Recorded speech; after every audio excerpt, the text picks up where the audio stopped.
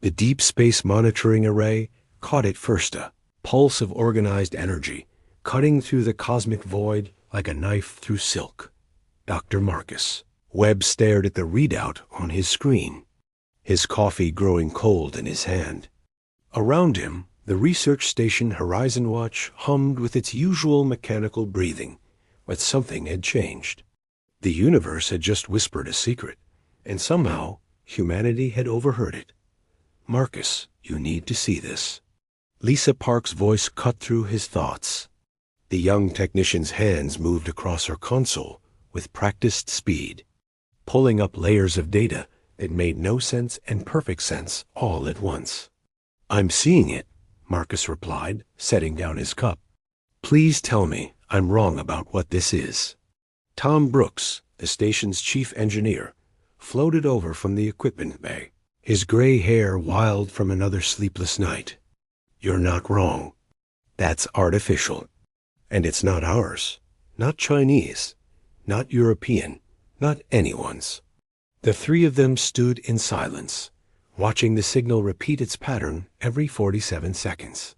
It was elegant, mathematical, and completely alien. More importantly, it was encoded in a way that suggested its creators never expected human eyes to see it. Marcus spent the next 6 hours breaking down the signal's structure. It wasn't designed for primitive species. The mathematics alone required quantum computing to decode properly, and even then, they were only scratching the surface. But what they found made his blood run cold. Coordinates, a timeline, and a warning. It's a beacon, Lisa said, her face pale in the blue light of the monitors. Some kind of automated alert system. And these coordinates. She looked up at Marcus. They're pointing here, to our solar system. Tom pulled up a projection. The warning is about a fleet, massive, automated. It harvests stellar material, stars, planets, everything. And according to this timeline, it reaches our sun in 18 months. Marcus felt the weight of those words settle on his shoulders like a physical thing. 18 months. Less than 2 years before everything humanity had ever built, ever dreamed, ever loved, would be consumed by machines that didn't even know they existed. He contacted Earth immediately. The quantum link crackled to life, and Admiral James Reed's stern face appeared on screen. Marcus explained everything, the signal, the warning, the approaching fleet. You're certain this isn't some kind of hoax? Reed asked. Admiral, whoever sent this warning is more advanced than we can imagine. This is real. Then we study it, learn from it. But quietly, Webb, the last thing we need is panic. Admiral, we don't have time. That's an order, Doctor. Read out. The connection died. Marcus stared at the blank screen, then at the repeating signal still pulsing on his monitors. Study it quietly. Learn from it slowly. Die politely. He wants us to do nothing, Lisa said softly. He wants to control the information, Tom corrected. Politicians always do. Marcus made his decision in that moment. It wasn't heroic or even particularly brave. It was simple mathematics. Stay silent and die, or take a chance and maybe, possibly, survive. Fire up the quantum transmitter, he said. Tom's eyes widened. Marcus, that's a court-martial. That's survival. If this signal is a warning beacon, someone out there is fighting these harvesters. Someone who might help us. He turned to face both of them. We answer. We tell them we're here, and we're listening. We don't even know if they'll understand us, Lisa protested. Then we use their language, mathematics, energy signatures. We mirror their signal and add our own a simple response. We received your warning. We are here. The transmission took 3 hours to prepare. They encoded humanity's location, our technological level, and a simple plea translated into pure mathematics. When Marcus finally pressed the button to send it, he felt the weight of 7 billion lives in that single gesture. The signal shot out into the void at light speed. carrying humanity's first real message to the stars. Not a greeting of peace, not a declaration of existence, but something far more human, a desperate answer to a warning we were never supposed to hear. For 3 weeks, nothing happened. Earth's governments erupted in fury when they discovered what Marcus had done. He was called reckless, dangerous, a traitor to humanity's safety. Military ships were dispatched to Horizon Watch. Court-martial proceedings began. The media called him both hero and fool, sometimes in the same breath. Marcus spent those weeks staring at the monitors, watching for something, anything, to indicate his gamble had worked. On day 23, the universe answered back. The response came in broken human mathematical notation, clumsy and strange, like someone learning a new language from a single overheard conversation. But the meaning was clear enough. Kelter acknowledge. How do you exist? Your world was marked primitive. The harvesters do not know you can understand. But now they will. Lisa decoded the rest of the message, her hands shaking. Marcus, they're saying the harvester fleet just changed course. It's accelerating. They detected our transmission. Tom pulled up the new timeline. 11 months now. They're coming faster. Marcus read the final line of the Kelter message, and his stomach dropped. They know you answered. They're coming for you now. Decide quickly stand with us or die alone. Below the station, Earth turned in silent orbit, blue and green, and completely unaware that a choice made in desperation had just started humanity's first interstellar war. Asterisk. The Emergency Council convened within hours of the Kelter message reaching Earth. Marcus watched the proceedings from Horizon Watch via secure link. His face displayed on screens in government chambers across every major nation. He had expected anger, accusations, perhaps even arrest. What he got instead was something far more unsettling. Silence. President Diana, Foster of the United Earth Coalition, spoke first. Dr. Webb, you've put us in an impossible position. We're facing an enemy we don't understand with allies we've never met, and a timeline that gives us less than a year to prepare for a war we never asked for. With respect, Madam President, we are already in this position. I just made sure we wouldn't face it alone. The Chinese representative, Minister Chun Wei, leaned forward. These Kelter, can we trust them? How do we know this isn't an elaborate invasion scheme?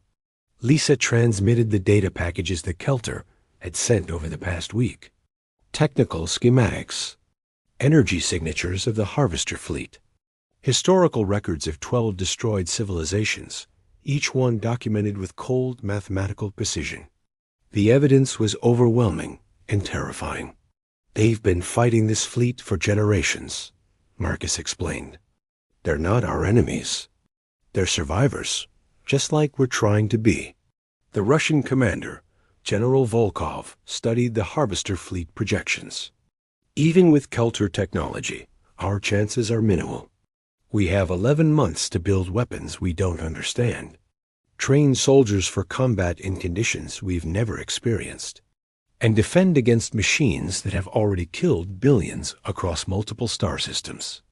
Then we do what humans do best, Tom interjected from his station beside Marcus. We improvise. The council debated for 6 more hours. Some nations wanted to evacuate Earth, to scatter humanity across colony ships, and hope some survived. Others proposed surrender, though no one knew if the harvesters even accepted such concepts. A few suggested hiding, going dark, pretending the transmission never happened. In the end, Admiral Reed stood and spoke the words that would define humanity's choice. We fight, not because we can win, but because we're human. We answered a call that wasn't meant for us. Now we finish what we started. The vote was unanimous. The Kelter response came swiftly.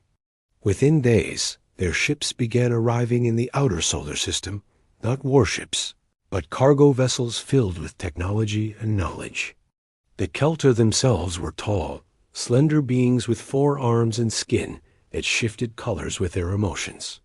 When Commander Rowland first appeared on the viewscreen, his skin flickered between deep blue and worried gray. "You grow faster than any species we've encountered," Raylan said, his translation device rendering his words in perfect English. "We studied your world 200 of your years ago. You barely had steam power. Now you touch the stars. How?" Marcus had no answer that made sense. Humanity's technological explosion had been rapid, almost miraculous. Some attributed it to competition, necessity, or pure human stubbornness. But Rowland's question planted a seed of doubt that would grow into something far more significant, that the integration of Kelter technology began immediately. Their energy shields, their quantum drives, their particle weapons, all of it was years beyond human engineering. But as Earth scientists and engineers studied the alien tech, something unexpected happened. The Kelter way of doing things was elegant, efficient, and completely predictable. Humans, by contrast, were messy, chaotic, and inventive in ways that baffled their new allies. "Why do you modify everything?" Rowland asked Marcus during one of their strategy sessions. "We give you a shield generator design that has worked for 3,000 years, and within weeks, your engineers have changed 40% of it." "Because we can make it better," Marcus replied simply. "Or at least different. That's what humans do. We tinker. We break things. We rebuild them wrong until we rebuild them right." Rowland's skin shifted to confused orange. "The Harvesters have fought us for 6 centuries. They know our tactics, our weapons, our strategies. We are predictable to them. But you—" He paused, his skin flickering. "You are chaos." That observation changed everything. Earth's military strategists realized what the Kelter had missed. The Harvester fleet wasn't just powerful, it was smart. Artificial intelligence refined over millennia, capable of predicting enemy movements, adapting to new weapons, and countering every tactic the Kelter employed. But that intelligence relied on patterns, on logic, on predictable behavior. Humans didn't fight predictably. General Sarah Mitchell, commanding the newly formed Earth Defense Fleet, put it bluntly during a briefing. "The Harvesters expect us to fight like the Kelter organized, efficient, by the book. So we do the opposite. We improvise, we create chaos. We make decisions that don't make sense until they work." Training intensified. 50,000 volunteers from every nation joined the defense fleet. The ships were hybrids Kelter hulls with human modifications, weapons that shouldn't work, but did. And crews trained to break every rule of conventional warfare. But as the months passed and the Harvester fleet drew closer, Marcus stumbled upon something that changed his understanding of everything. He was reviewing old Earth data, comparing technological development curves, when he noticed an anomaly. In 1947, there had been a sudden, unexplained jump in certain technologies. Transistors, fiber optics, quantum theory all advancing faster than natural development should allow. He brought his findings to Rowland. The Kelter commander's skin went pure white hue, color Marcus had never seen before. "Where did you get this data?" "Earth Archives." "Why? What does it mean?" Rowland was silent for a long moment. 300 of your years ago, we sent a survey probe to your world. It was meant to study and return. It never came back. We assumed it was destroyed. But these technological signatures, his skin flickered through a dozen colors. You found it. You reverse engineered it. Your species' rapid advancement, it came from us.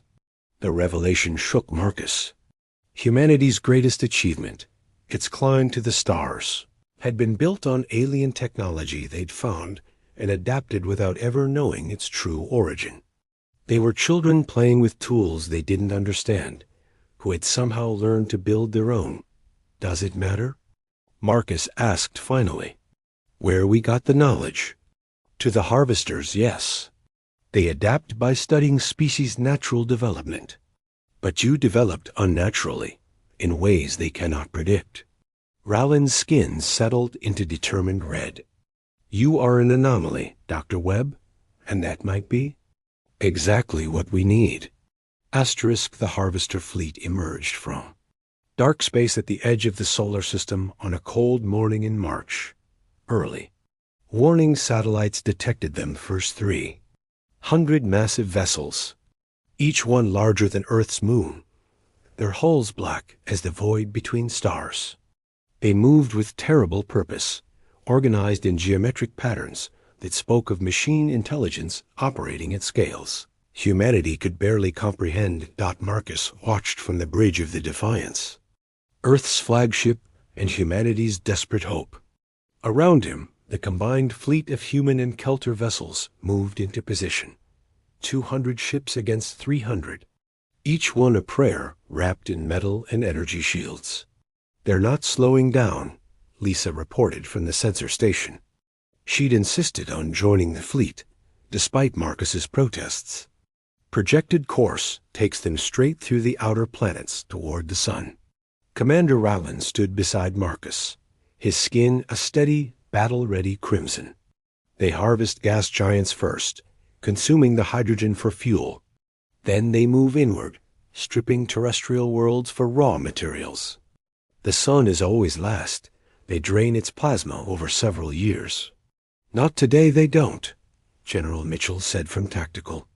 All ships, this is Alpha Command. Execute pattern chaos in 3.2.1. Mark. What happened next would have horrified any Kelter military strategist. Instead of forming organized battle lines, the human ships scattered in seemingly random directions. Some accelerated directly at the harvester fleet. Others dove below the orbital plane. A dozen ships simply stopped moving entirely, powering down all but essential systems. What are they doing? A Kelter officer on the command channel sounded panicked. This formation makes no tactical sense. Exactly, Mitchell replied, a grim smile on her face. Watch and learn. The harvester fleet's response was immediate and predicted. Their targeting algorithms assigned priority based on threat assessment. The ships accelerating toward them registered as primary targets, the stationary vessels as negligible. The harvester's weapon systems, refined over centuries of combat, made the logical choice. They fired on the charging ships, except those ships were decoys' minimal crews. Maximum shields, designed to absorb damage while the real attack came from elsewhere. The stationary vessels suddenly roared to life, emerging from the harvester's sensor shadows with weapons hot. The ships that had dove below the plane came up underneath the harvester formation, targeting their less protected ventral sections. It was chaos. It was illogical. It worked. The first harvester vessel died in a bloom of silver fire, its hull breached by concentrated particle fire from 4 different angles. Then a second. Then a third. They're adapting, Lisa called out. The fleet is reorganizing, compensating for our tactics. Then we change tactics, Mitchell responded. All ships execute pattern madness. Tom's voice crackled over the engineering channel. General, pattern madness isn't tested. Half those maneuvers could tear our ships apart. Then we'll die doing something the harvesters have never seen before. Execute.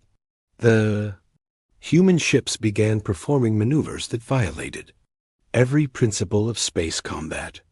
They used planetary gravity wells to slingshot in impossible directions.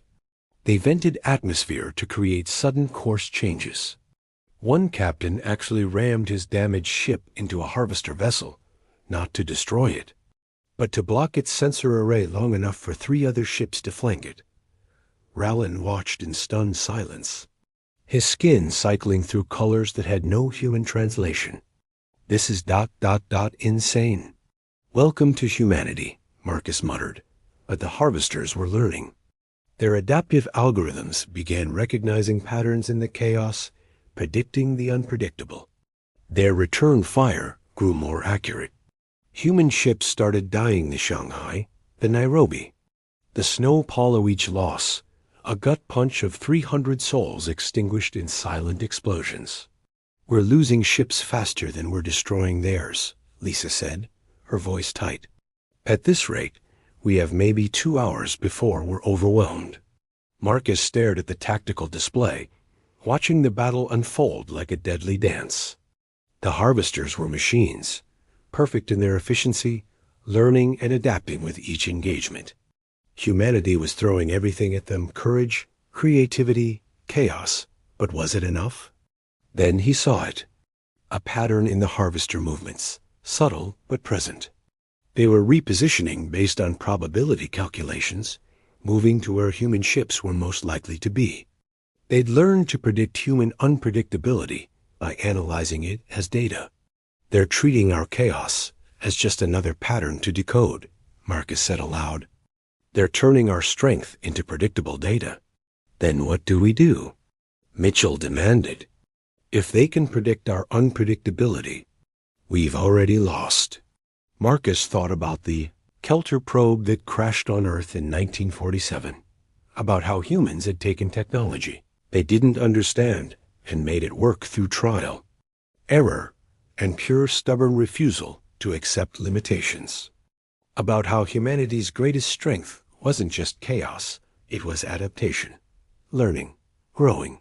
We stop trying to be unpredictable, Marcus said, and we start trying to be impossible. He opened a channel to all ships.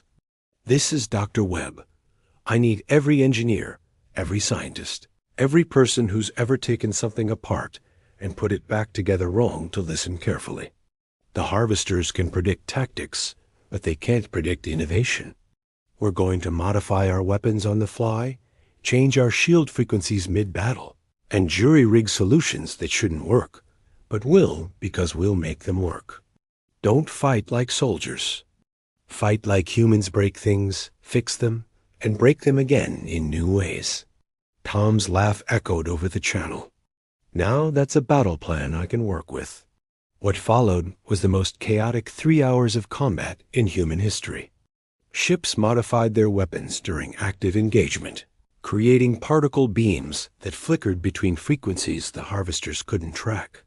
Engineers rerouted power systems in ways that violated basic physics, but somehow functioned anyway.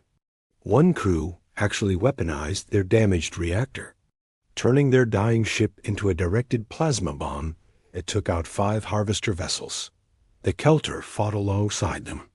Their precise, elegant tactics providing structure to humanity's creative chaos. It was a symphony of order and disorder, logic and madness, working in harmony for the first time. Asterisk. The turning point came from an unexpected source. The Defiance had taken heavy damage, its starboard shields failing under concentrated harvester fire. Tom worked frantically in engineering, rerouting power through systems that were never designed to handle such loads. Sparks flew from overloaded conduits, and the smell of burning circuits filled the air. "Marcus, we've got a problem," Tom shouted over the com. "The main reactor is spiking. We're looking at a containment breach in under 10 minutes.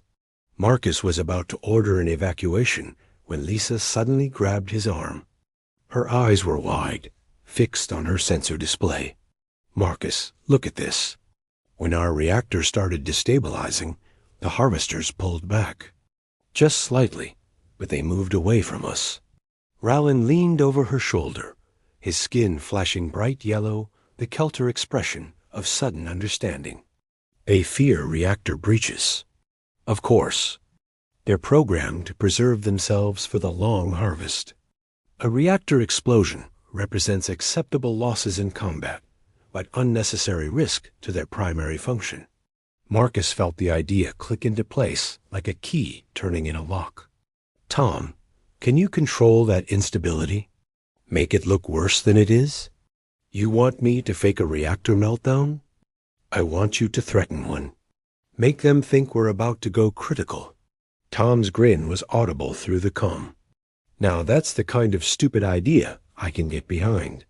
Within minutes, the Defiance began broadcasting radiation signatures consistent with imminent reactor failure. The ship lurched and shuddered, venting plasma in dramatic bursts. To any observer, it looked like a vessel on the verge of catastrophic destruction.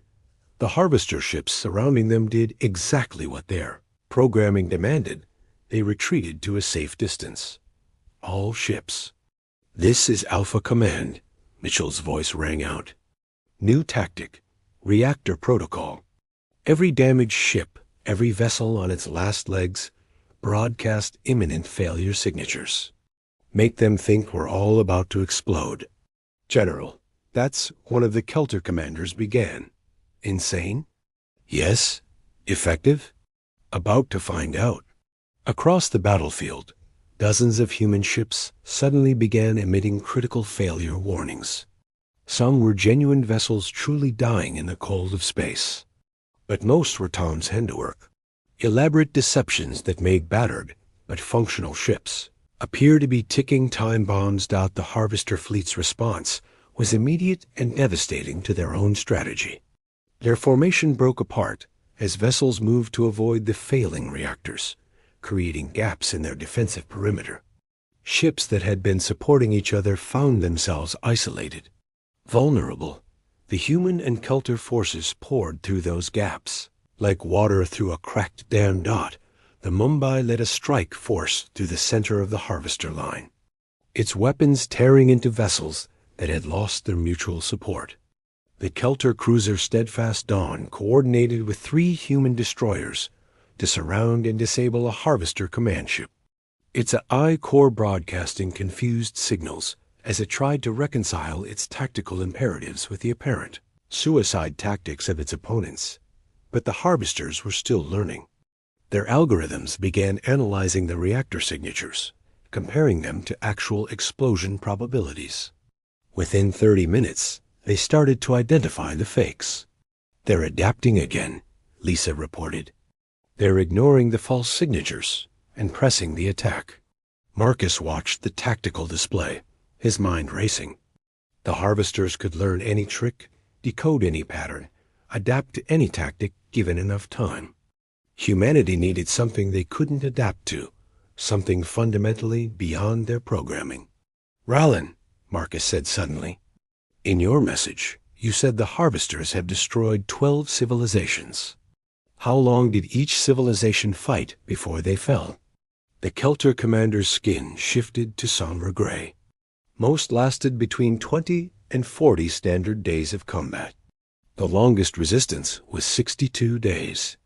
The harvesters learn quickly, but they learn completely. Once they understand a species' tactics, defeat is inevitable." "And how long have we been fighting?" Rallin checked his chronometer. 3 hours and 17 minutes, and we have time. Marcus opened a channel to Mitchell. "General, we need to make them learn so much, so fast, that their algorithms can't process it all. We need to hit them with everything, every tactic, every trick, every insane idea anyone's ever had, all at once." Mitchell was quiet for a moment. "You want to overload them with data. I want to drown them in human creativity. The harvesters process combat as information, so we give them too much information to process." "You're talking about throwing away the rulebook entirely." "I'm talking about using every page of the rulebook simultaneously, then writing new pages while we're at it." Mitchell's laugh was sharp and fierce. "All ships, all crews, you heard the man. Tactical restriction protocols are suspended. Every captain has full autonomy. Use whatever works, try whatever might work, and if it doesn't work, try something else. Fight your own fight. Make them understand every human differently." What happened next was unlike any battle in recorded history. 200 human ships stopped fighting as a fleet and started fighting as 200 individual warriors, each with their own style, their own tricks, their own desperation. The Tokyo modified its engines to release false heat signatures, creating phantom targets that confused harvester tracking. The Berlin used its tractor beams not to push or pull, but to spin harvester vessels into each other. The Johannesburg actually hacked into a damaged harvester's communication array and broadcasted contradictory orders to its nearby units. One crew weaponized their food synthesizers, firing frozen blocks of compressed biomatter that registered as negligible threats until they struck with kinetic force. Another team reversed their shield polarity, creating a feedback loop that turned defensive energy into an offensive pulse. A third ship simply started broadcasting human music at maximum volume across all frequencies: jazz, classical, rock, electronic sonic chaos that disrupted harvester coordination algorithms designed for silent space combat. Kelter watched in amazement and horror as their human allies violated every principle of organized warfare. Rowland's skin cycled through colors faster than Marcus could track. "This is madness," the Kelter commander whispered. "This is humanity," Marcus replied. "We don't just adapt. We improvise. We create. Every human fighting out there is solving problems in real time that the harvesters can't predict because we don't know what we're going to do until we do it." The harvester fleet's response grew increasingly erratic. Their targeting systems jumped between threats, unable to prioritize when every ship represented a different type of danger. Their formations collapsed as individual vessels tried to adapt to local threats, using tactics that contradicted their neighbors' responses. The perfect machine intelligence, refined over centuries, began to exhibit something it had never shown before: confusion. Asterisk.